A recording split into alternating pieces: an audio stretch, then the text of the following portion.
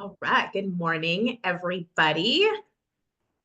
If you're new to the room, please, again, I invite you to have your video on. Please drop in the chat where you're from, where you're tuning in from, or what organization you're with, and or what you're excited about to be, part of the conversation today.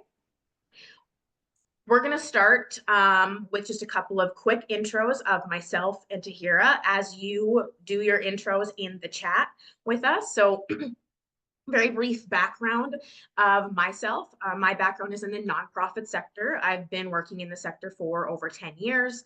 Mostly my experience comes from grant writing, grant strategy, being a funder in the space, and learning a lot through wearing multiple different hats. And so that's pretty notorious for the nonprofit sector, but it's also really common with entrepreneurs, with business owners, that you have to learn and do a lot of different things. And that adds some pressure to our lives and the roles that we have. I am here in Calgary. I'm a born and raised Albertan girl. And just a little fun fact about me, I have written a book called Choosing Fulfillment is Scary AF. You can find that on Amazon if you're a reader, a personal growth nerd like myself. And we're going to dive into lots of different things today. I'm going to share a little bit more about my story later, but I'm going to pass it to my friend and mindfulness expert, Tahira, to do a little intro for herself, and then we'll kind of dive into more of the conversation today. Thanks, Sara. Hi, everybody in the room. Excited to be here. My name is Tahira Jamani, currently in Calgary, Canada. If you caught earlier, Sara mentioned that I'm also a digital nomad, so I'm kind of out and about in the world, but in Calgary currently. So I have a background working in human resources and business operations, and then took a bit of a turn to work in mindfulness and emotional intelligence training. And we'll get into a little bit more of the story in a few minutes here as well. I'm a certified teacher of the mindfulness and emotional intelligence course that was developed at Google. It's called Search Inside Yourself. And it is rooted in neuroscience and scientific studies and findings. It was developed for all the engineers at Google. So it really makes a lot of mindfulness and emotional intelligence accessible and practical and relatable for people. And it's been a really big way of how I bring out my work to organizations and to individuals through workshops, one-on-one coaching, those kind of things. And yeah, I guess a little fun fact, I was born in London, UK, and moved to Canada when I was 10 years old. It's been a little while. And I love Nutella. That's the big one. I love Nutella. Big Nutella nerd. Yeah. So I'll leave it there and excited to share a little bit more and just excited to talk about burnout here. It might be a funny thing to be excited about, but it's such a common challenge that we face, and we just don't talk about it enough other than kind of beyond the surface. So I know that both Sara and I are excited to go beyond the surface level today and get into some of the nitty-gritty stuff that like happens behind the scenes that we don't really talk about or normalize. So we're looking forward to that. Totally. Thanks, Tahira. Yes, that's exactly it. We really want to open the conversation today around this, what I call a global phenomenon, because it's really happening everywhere. And so being able to have conversation around these topics, I think is really important. So before we get into that, I'm going to do a quick land acknowledgement. So myself and Tahira right now are located in Mohkinstsis, that represents where the two rivers meet, also known as Calgary, Alberta.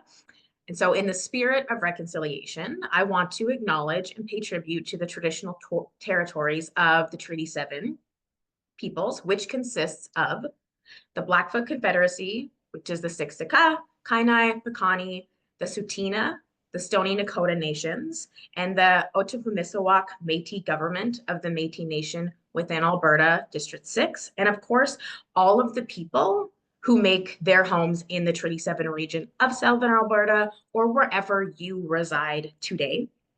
And so I always like to make a little connection to the land, usually before I do the spiel, so to speak. But there's always so many transitions that happen in nature. And I think that nature is such a beautiful representation that if we could just model that a little bit more, we would find more grace and compassion for ourselves. And so as we go from winter into spring here in Calgary, a lot of things are very dreary. There's no greenery yet. It feels kind of like almost like a dark period.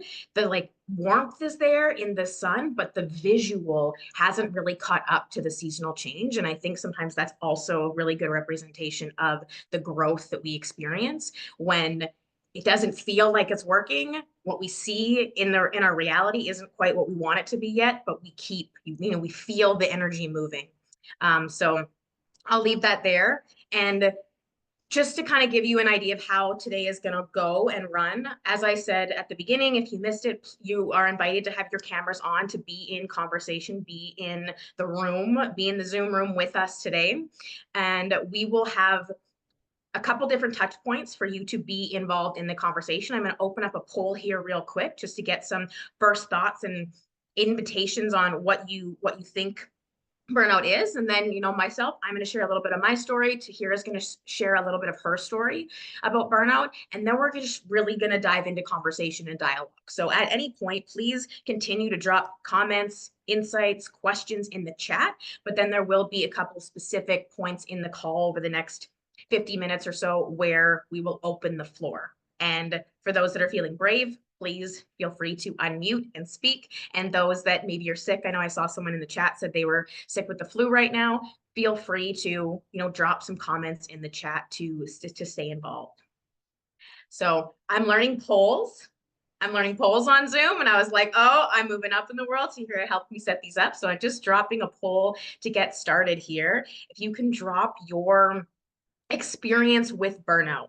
It's a topic that we hear about a lot, but I'm curious where people are in this room of what your experience has been so far. And your answers are anonymous, so feel free to be honest here and not worry about your name popping up of what you've gone through by any means. So, oh, someone else is in the Zoom room, waiting room. Also, just a note on the poll here that question 2 was a test, as you might see. So we're just running with question 1 right now. Oh, see, we were testing. See, they're learning. That's funny. So yeah, just do the first one. Thanks, Tahira.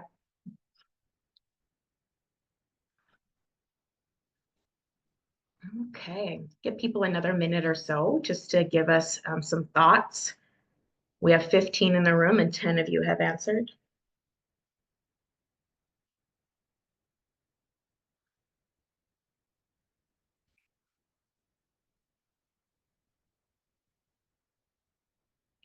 Great. Sorry, I can see the results. You can't, so just be patient while I let people, get their answers in.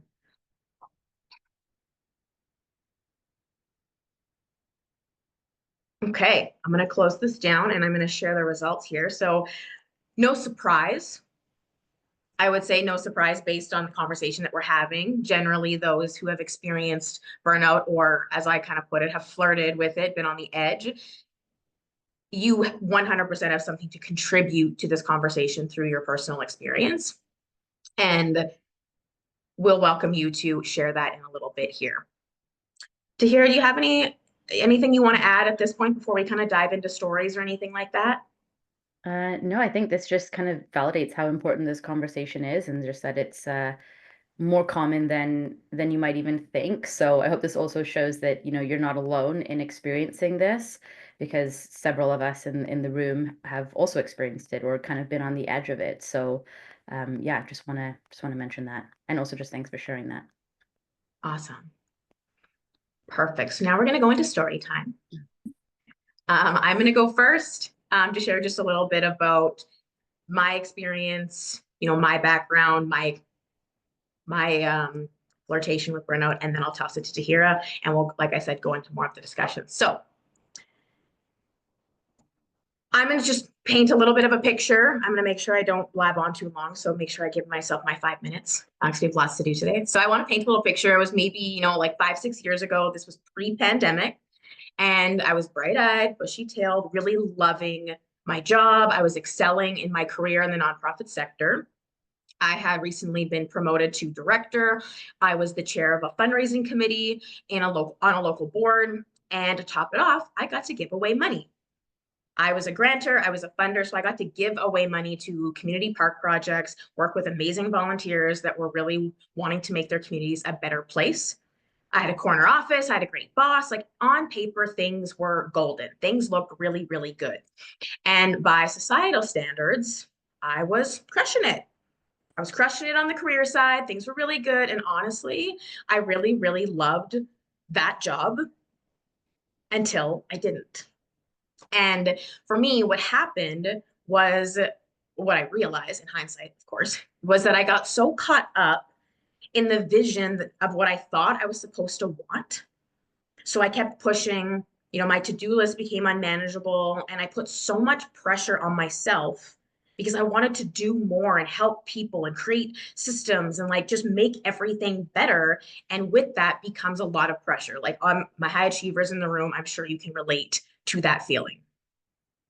And I did all of this with a big old smile on my face every single day, convincing not just myself, but everybody around me that I was just fine. Everything was fine, no problems, just keep going. And so I was working really hard to keep up with, society's definition of success. And apparently I was achieving it so I thought I was doing it right. But I didn't really pause. I didn't take a moment to stop and ask myself, is this where I want to be? Is this what I want to do? And I really got caught up in the whirlwind of the career ladder and the overdoing, trying to always do more. And of course, that eventually catches up with us. And so, with the help of the pandemic, things really, really accelerated in my world. No surprise, the pandemic was an intense time for a lot of us. And what happened in my role is like most organizations, I think actually everyone, we got sent home at some point. Whoever was working in offices, we got sent home. You were now working from a laptop or some capacity, and I was removed from my team. And in hindsight, I realized, of course, how much that impacted me. There were no more squabbles, at the coffee maker of like who gets the last cup, or, no jokes in the staff room. I didn't have my boss like hollering across the hall to say, hey, Sarah, I want your opinion on this. Come over here. And so I was removed from social connection, and it just became work, work, work, work, work constantly. That's all I did, and that's all I focused on. And my to-do list was very long. So of course I was really just trying to constantly get everything done. And so of course that isolation took an impact on my mental health, but at the same time, the organization, instead of saying like, let's double down and do what we do really, really well, we were like, let's create more things. Let's create new programs. And so this fell to me. We decided to launch 2 new programs at the height of the pandemic, and I had to build, draft, create, and launch 2 new programs while also running my original 4 programs that were under my to-do list. I was also at the director level, so I also had a responsibility to support other team members in their roles and what they were doing. And of course, just the weight of the pandemic, there's a role as a leader that you carry more. And so obviously I was carrying a lot, and I started to have pretty intense anxiety. No surprise. I found myself waking up at 3 a.m. sending emails to myself so I wouldn't forget what I had to do the next day. And I had more than 1 or 2 breakdowns after our virtual staff meetings, crying on my couch because I was so overwhelmed. And for me, I knew deep down that this wasn't just the pandemic, that it was actually a deep-rooted misalignment, and that where I was in this role was no longer meant for me, and it started to manifest in all these symptoms. And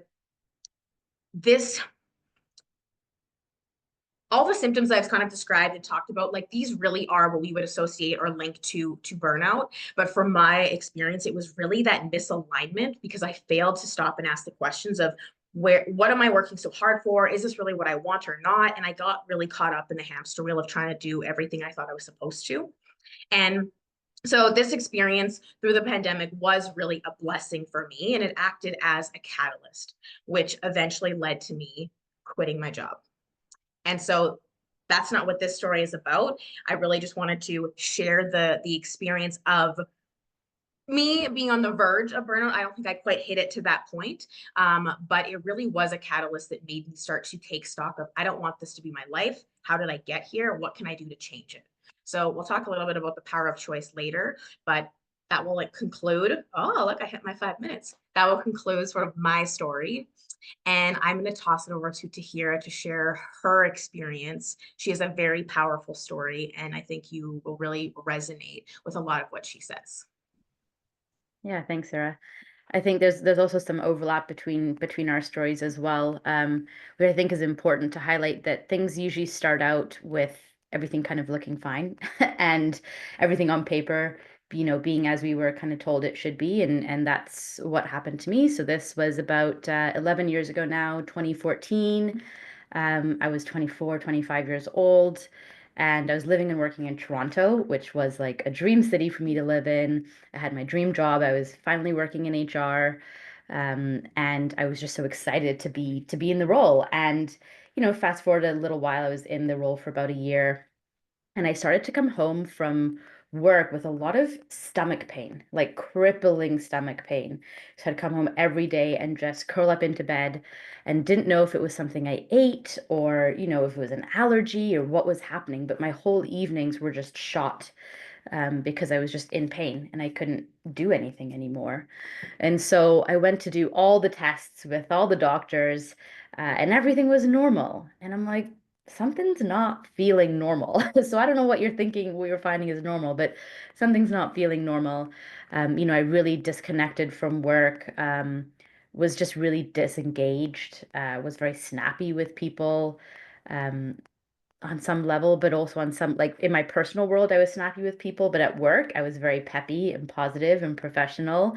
So that's what I call like high functioning burnout when everything looks great, and you're doing the thing and you're crushing it at work, like you as well, Sarah. And something's deeply wrong inside. Like inside, I was crumbling, and I was just going through this over and over. So this went on for a few months. I ended up going to see a naturopathic doctor. And yeah, she told me this was classic stress, classic burnout. And I was like, I don't know. I'm 24.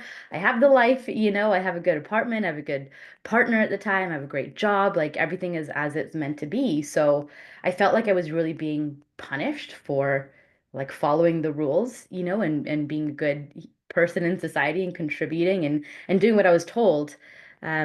So, it took me a while to accept that it was stress. Also, because the way I grew up, when we're stressed about something, you kind of just put a smile on your face and you figure it out and just keep going, and it wasn't really talked about. So I quit my job, and from the day I handed in my resignation, um, no pain, no pain since that day. Not even from the day I left the job, but from the day I handed in my resignation. And I remember my manager said, we'll give you a raise, we'll give you a title change, but your work will stay the same. Like just stay with us, And I said, I physically can't. Like it doesn't matter what you give me here. I physically cannot stay, at this role. And there were pieces of the work where the organization, the mindset was very kind of old school. It was like, we've done things this way for 10 years. This is what we're going to keep doing. And I was trying to be more, efficient and effective with our time and resources as an organization. So also a lot of like misalignment there, was happening. And so I quit the job in Toronto, moved back to Calgary, where my family was, and took some time to really like learn about burnout and stress and how it shows up for us in our body and in our mind, because it's not something I was ever taught.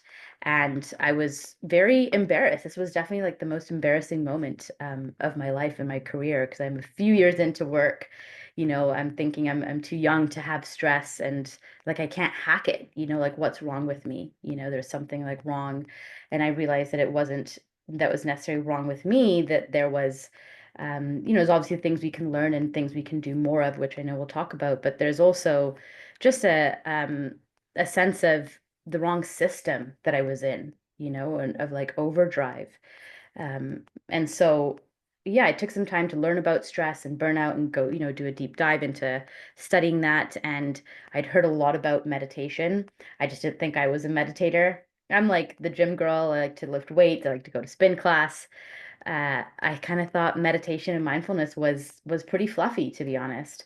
So I kind of disregarded it for a little while, and then someone suggested that I take a 10-day silent meditation course to learn how to meditate because I'd heard a lot of the benefits of it, but I just couldn't quite get those benefits with like the 10-minute meditations on the apps. So it was either to go to Mexico over a Christmas holiday, um, and escape life or go to this 10-day silent meditation course and learn some new tools that were going to help me in the reality of my life. So I went to the 10-day silent course, and it was the most challenging thing and also the most rewarding thing that I've ever done. And it really shifted things for me. And so I came back and wanted to find a way to share it with others in a more digestible way, and that's when I came across the Google program. Really enjoyed the language and the formatting around it, and decided I wanted to bring it out to the world that way. So that's what I do now. I work with high performers to help them overcome anxiety and manage burnout, especially in kind of high stakes leaders roles. I've worked with many different leaders and organizations at different organizations like GoDaddy and KPMG, CIBC, as well as many locally here in Calgary too, like at Bow Valley College. Um, but yeah, that's how I bring it out into the world now. And it was really just rooted through my own, working through the muddy waters of what is burnout and what's happening. So I think COVID was an interesting time because it gave a lot of language for what people have been experiencing and kind of helped to normalize it a little bit, just open up the conversation about it. Because when this happened for me, it was very hush hush. I kept everything kind of under wraps and I didn't talk about it, but I thought I had like failed at life. Not to mention that I was in HR and, would look at resumes and why there were resume gaps. And then here I was taking this resume gap, and trying to figure it out. So it was an interesting, ironic kind of turn of events. But yeah, so that's some of, my story of burnout and the symptoms of what happened. And there's lots of different types of symptoms that people experience. And I see a lot of that with many different types of clients. But just wanted to get a bit of a pulse from everybody here and what kind of symptoms you connect with burnout. So we're gonna pop open another poll here. Would just love to know from the room here, which symptoms do you connect to burnout? Which ones do you think are burnout related? And this can be your personal experience or um, what you see in others, what you like Tahira said, what you would just connect with it. So either or. And it should be a multiple, you can select multiples. So it looks like, yes, people can select multiples. I wasn't sure if that was going to work that way. Again, learning polls.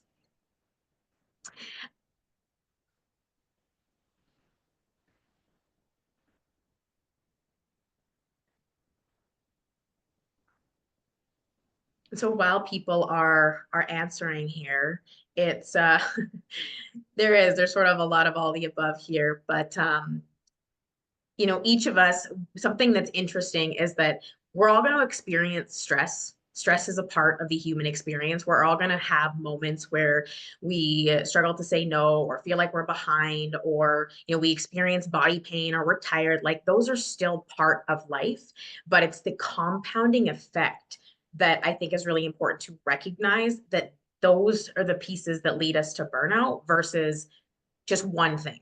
It's not just one experience, one moment, one day. It's like this is an accumulative and compounding effect that gets us to this point. And so I can see the poll. So I'm going to share it now so you can see what I see. And a Yeah. mixture, of course. And then, Jenny dropped in the chat all of the above. Hmm. Yeah, this is really interesting to see. We can see from the group here that everyone thinks it's the second one, right? Decision fatigue, mind racing, breakouts, under or overeating, body pain. Yeah, this is actually a very, very common one. A lot of the some of the physical pieces that I see with many clients that I work with. One of my clients specifically, she was struggling with, she had a lot of breakouts, a lot of under eating for a while, and then overeating. So she kind of like had, weight change that really swung the pendulum to each side of the extreme.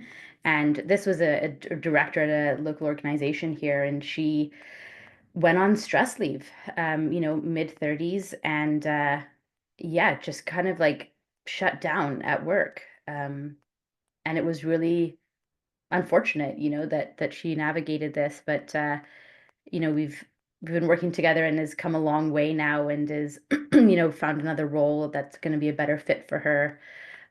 But yeah, a lot of these specific symptoms that came up for her, and it's interesting to see that basically the answer is that all of these are symptoms of burnout. So this is, the part of this poll um, to recognize that these are all parts of burnout. So maybe just take a moment and look at what your response was, right? And maybe add a few others to your list of what you will connect burnout to. One of my other clients, she's in the C-suite here in the HR world, and she's hit burnout twice before. We just started working together because now she knows, she's like, I'm on the edge of it. Like I can see that I'm getting there. And in her first role, it was very mental in terms of she was very distracted. She couldn't focus on a task, and her performance really started slipping. Right. And then in the second role, she had a lot of body pain that came up, like lower back issues that happened. And she would go to physio, do all the stretches and all the exercises on a very kind of surface level um, route. And it did not work. So now she's kind of facing some of those same symptoms are starting to creep in with this other role. And that's when, we started to work together to kind of mitigate some of those. So that's an important one to note, that there's different symptoms that can show up at different times, and it's not always the same thing every time, right? And also burnout is not one to discriminate. Like it will hit you at any age, any role, anything of anything, right? Like you're up for the running of burnout if the symptoms are pointing towards that. And all of these are just very, very common, that I see in all clients. Feeling behind the eight ball is another really big one. People who are just constantly rushing and running, and I call it the burnout treadmill, when you're like chasing either time with your family, chasing some time with yourself, chasing your calendar. Like you feel like you're just always running on this treadmill and you don't know how to get off, right? That's a really big one as well that I see among clients. So curious to know if, like, I know we've been talking quite a bit here. Just want to open the floor for a few minutes here. Does anyone have an experience that they want to share, either about, their own experience with burnout, or just any thoughts on anything that we've shared here so far, whether it's about polls or our stories or anything that we've talked about here for now? Feel free to either drop it in the chat or come off mute and let us know.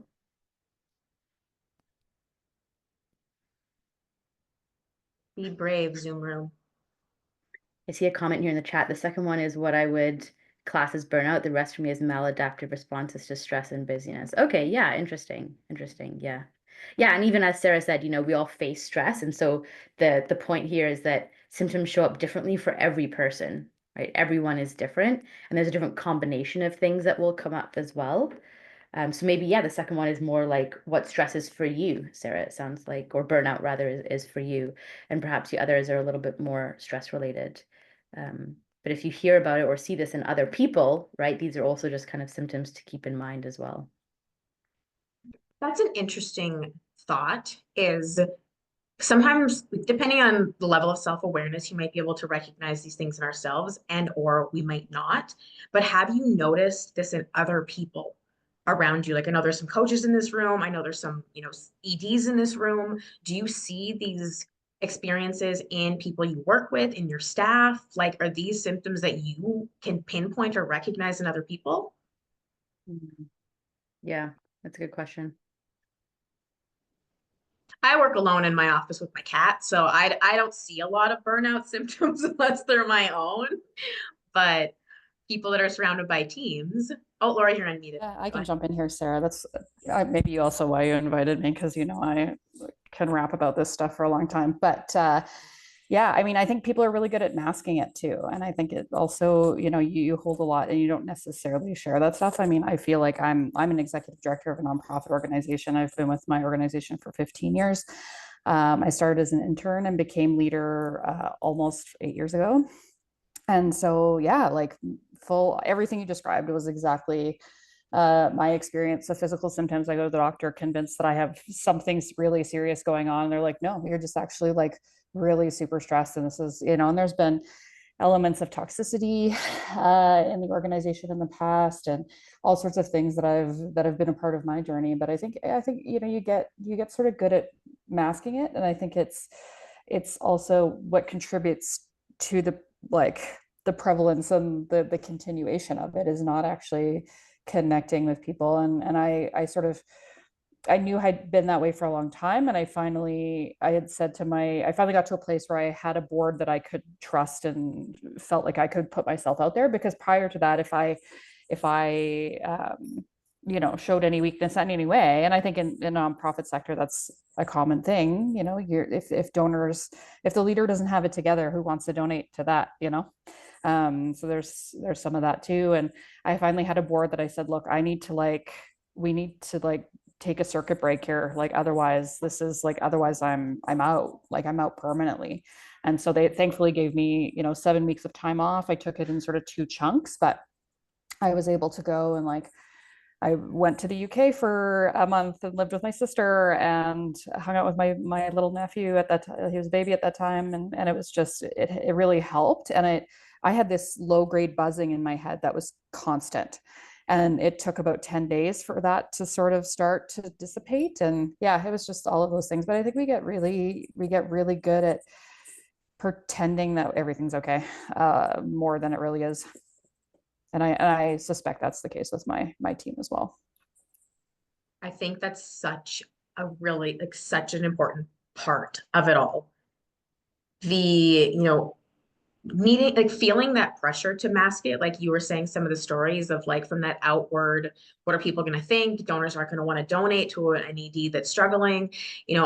You said you eventually had a board where you felt safe with to have this conversation, which also meant that you were at a point where you didn't have a board you felt safe that you could talk about this. And so we do put on masks. And I know it's this doesn't just show up in work, but it shows up in personal lives, with our partners or our friends, and everything's fine. People how's it going? I'm everything's good. And we do that all the time. And I think that we're not just trying to convince other people, but we're also trying to convince ourselves that we're fine, that we're strong enough, that, I got it together, I'm going to power through. There's so many narratives out there to just be stronger. And it's sometimes it's not about being stronger. It's about being really painfully honest about what we're going through and experiencing, and taking that minute, even if it's just for ourselves, to say, I'm not okay. Because if you can't say that to yourself, you're not going to go to your board. You're not going to go to your staff. You're probably not going to go to your partner. Maybe you have an awesome partner that will see it in you. My cat doesn't see it in me. So I have to figure it out on my own, right? We have to be able to recognize these things in ourselves to be able to catch it early, to shift gears, to make different decisions, because it really is up to us to live our lives in a way that is loving and supportive and compassionate, so we can still do the work that we came here to do. You're out here, you clearly have, if you're in my world, and I know if you're probably connected to Tahira, you likely have a purpose and a passion that you care about. But if you're running on empty, if you're masking everything you're feeling, if you're shutting down parts of yourselves, you're also limiting the power and the impact you can have outside of yourself. So there's a very direct correlation to self-honesty and recognizing where we're at, so we can actually show up as the best version of ourselves. Yeah, definitely. Thanks for sharing that, Laura, too.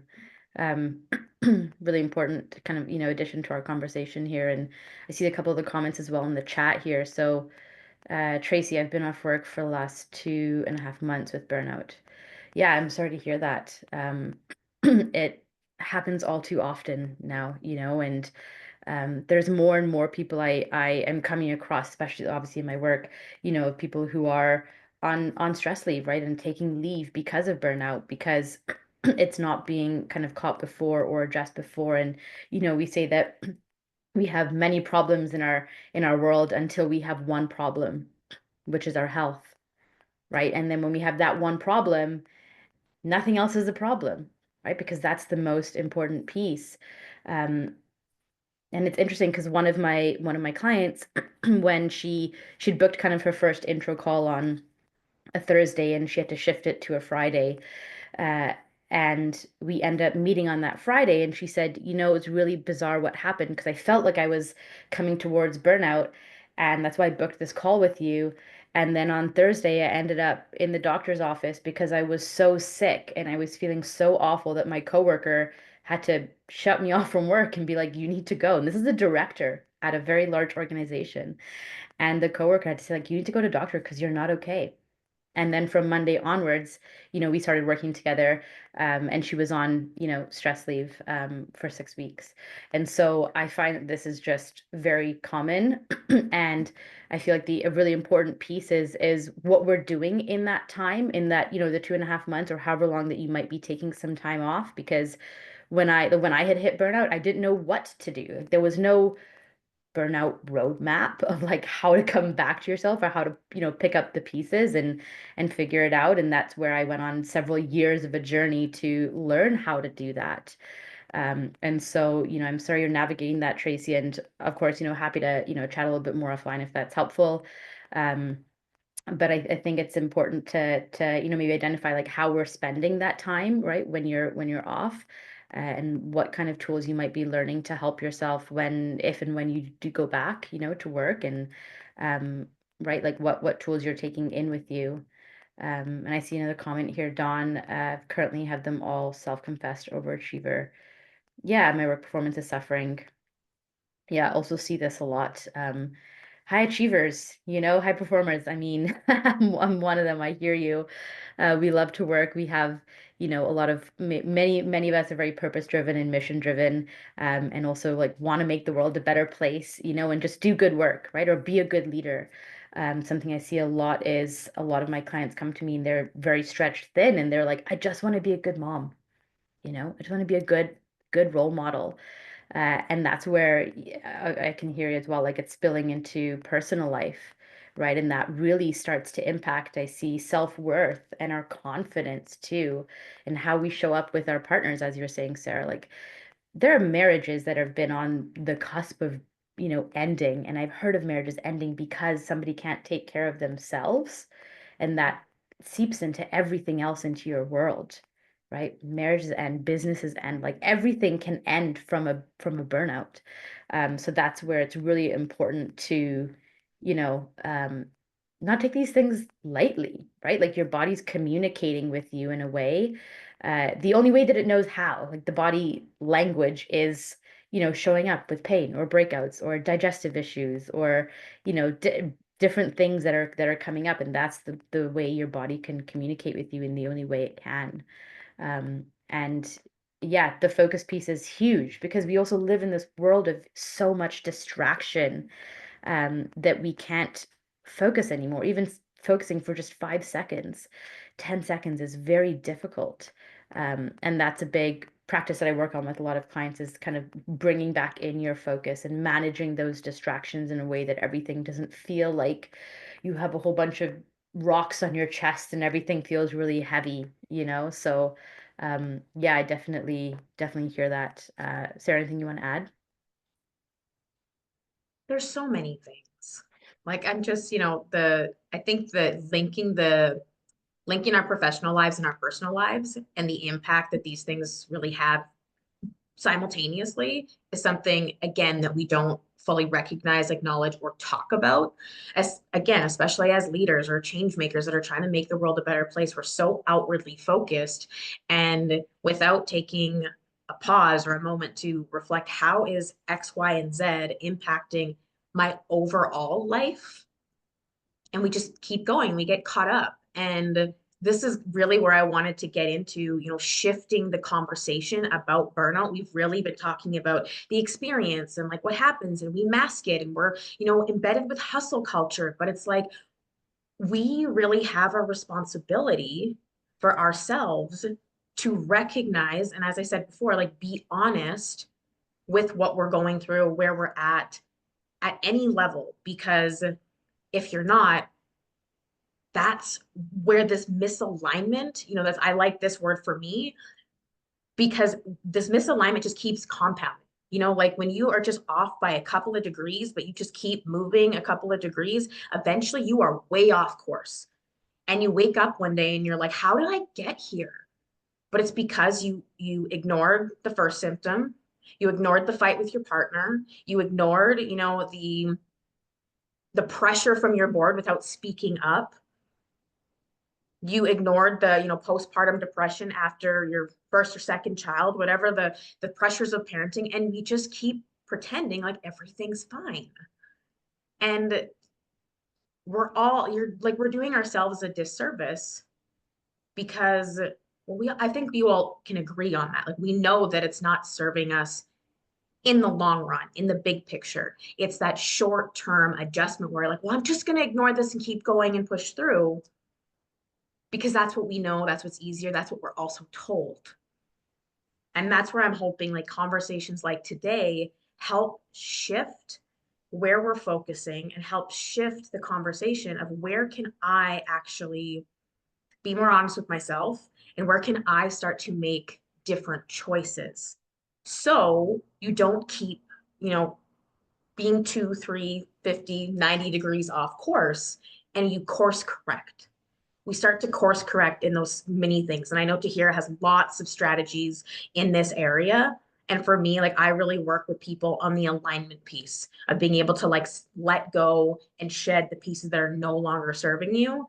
And, there's a variety of different ways to tackle these things because there's pressures in our lives that we constantly experience.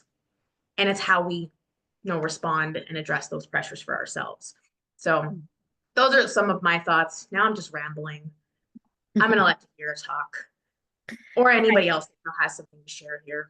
Well, Sarah, if I may just kind of like feed off of it, the word that's kind of like coming through for me as I hear you kind of talk about this is resiliency. Because in a world where we put resiliency in a positive light, wow, you're resilient, you made it through, you did the thing, you showed up in both stages.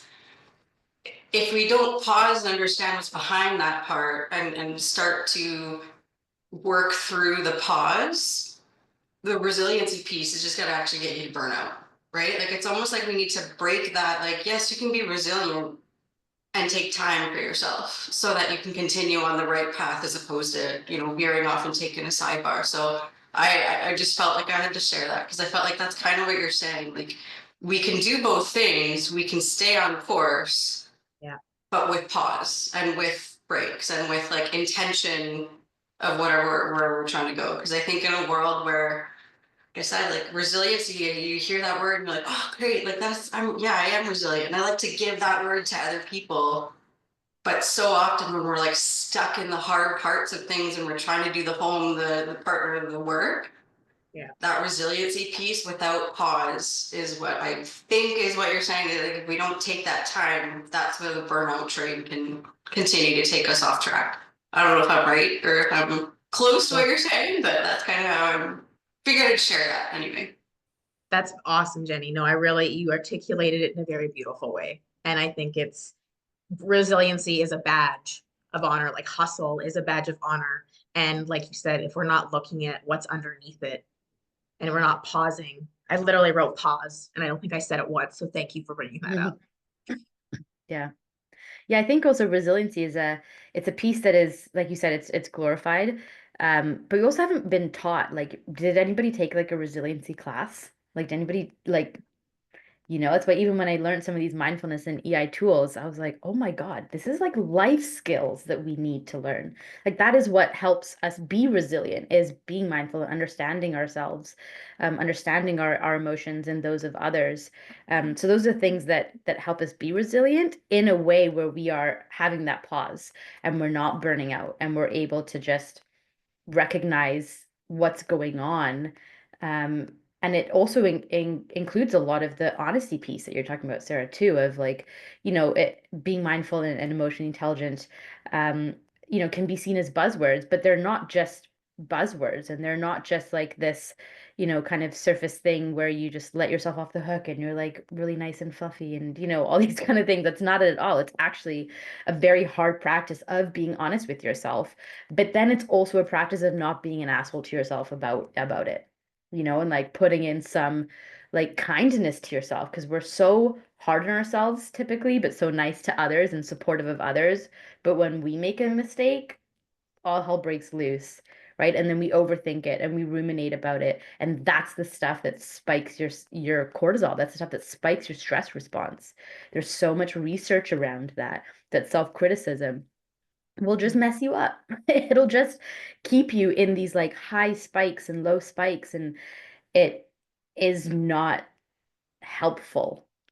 It's not productive. When we look at things like self-compassion, this is what helps us to, you know, actually be resilient and get back up and try again and fail and then get back up and keep trying and keep going in a way where we're not overrunning ourselves. And that's what I see so often is this huge piece of this misalignment is really the like our system regulation, our nervous system regulation, because right now we're in a world where you get an email, our bodies respond as if it's a bear is chasing us. And our brain and body doesn't know the difference between a real threat and a perceived threat. So an email, that's a huge one that I see and happens all the time. Or even just seeing the notification of like, you might have that red circle with like 2000, you know, or 200, whatever the number of your notifications are.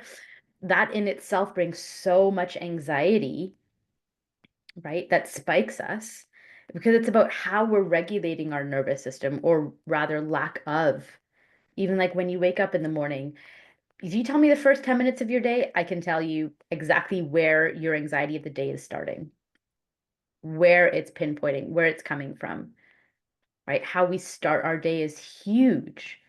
We're spiking our anxiety right away in the morning, going from asleep to like being on, thinking about, you know, work, checking emails, checking DMs, right? But that's a moment to actually regulate your nervous system, and we've lost that as a society. So that's a lot of the foundational work that needs to be done is things like boundaries. And you mentioned that as well, Laura, in your comment here, right? Boundaries and understanding your values, and coming back to those, right? And allowing your system to feel the stress and then come back from it.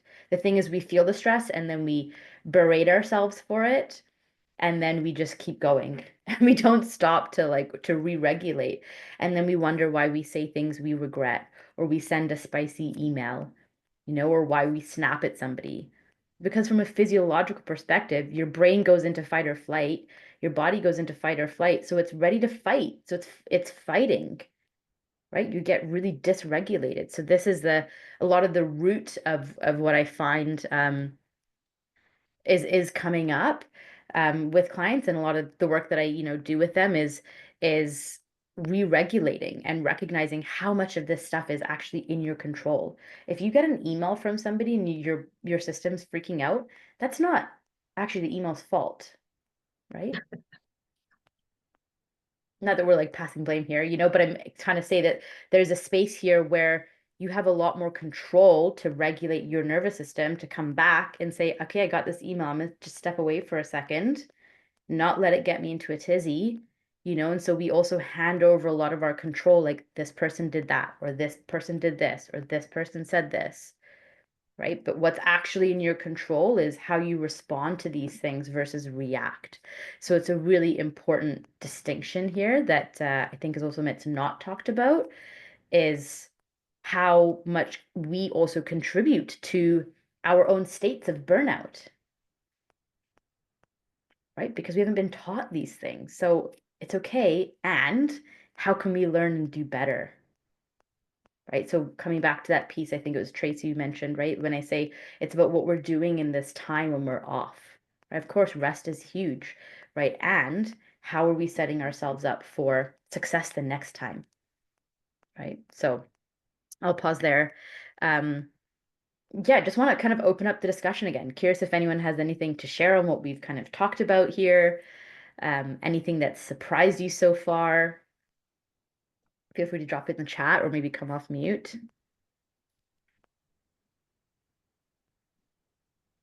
Yeah, Lori, go ahead. I appreciate you framing around the fight or flight state of mind. I do admit I tend to be hard on myself when I do have a reaction instead of a response.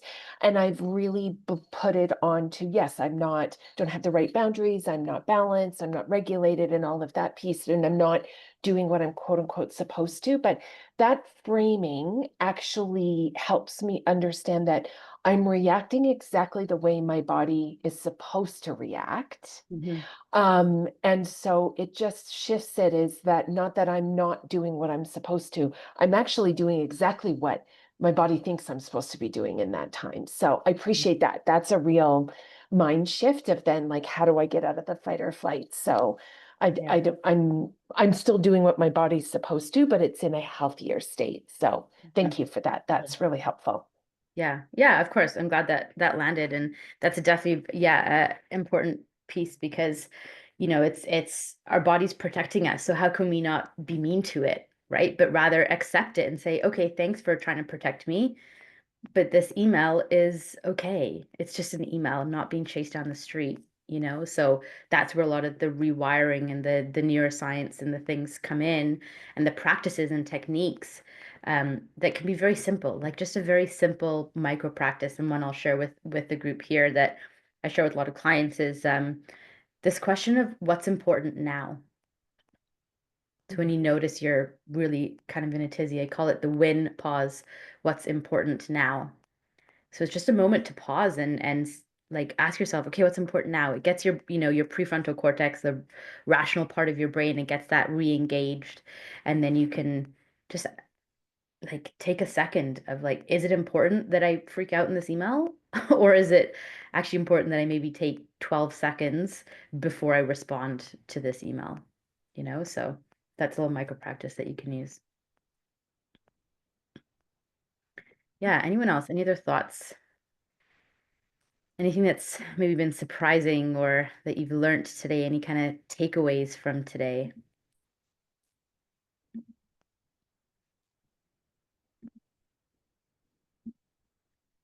Well, if anything comes up, I'm going to drop a couple of links in the chat to, stay connected with myself or Tahira. We are more than happy to continue these conversations, in the Zoom room. We'll stay on a little bit longer after if anybody just wants to like pick our brain on something, more about fight or flight or system regulation, or, if you want to talk about alignment and what that looks like. But we'd love to stay connected. So feel free to jump into the DMs, book calls with us. I have what I'm hosting shortly, a leadership boot camp where we're not going to work on burnout, but we're going to be talking about alignment and how to really shift and find your focus and your passion again. So we're not in that stress state of doing everything else for everyone and just saying, okay, what do I really care about? And how do I bring that into my life? How do I bring that into my work on a day-to-day basis? And we shift, our focus. And so invitation to connect with me on LinkedIn. You can join the wait list for the boot camp if you're interested. And I'm going to let Tahira do her little invite call out as well. Yeah, also I'm very active on LinkedIn, so I'd love to connect with you there. If you're struggling with some burnout right now and you'd like to just talk a little bit more about it, see if or how I can help, we'll drop a little calendar link in here. So book a quick time for just a quick 10-15 minute chat. I help people with this every single day. And it's kind of my mission to like help save the world one burnt out person at a time, because being burnt out crumbles your world, and it doesn't make us kind of happy or healthy contributing members of our world.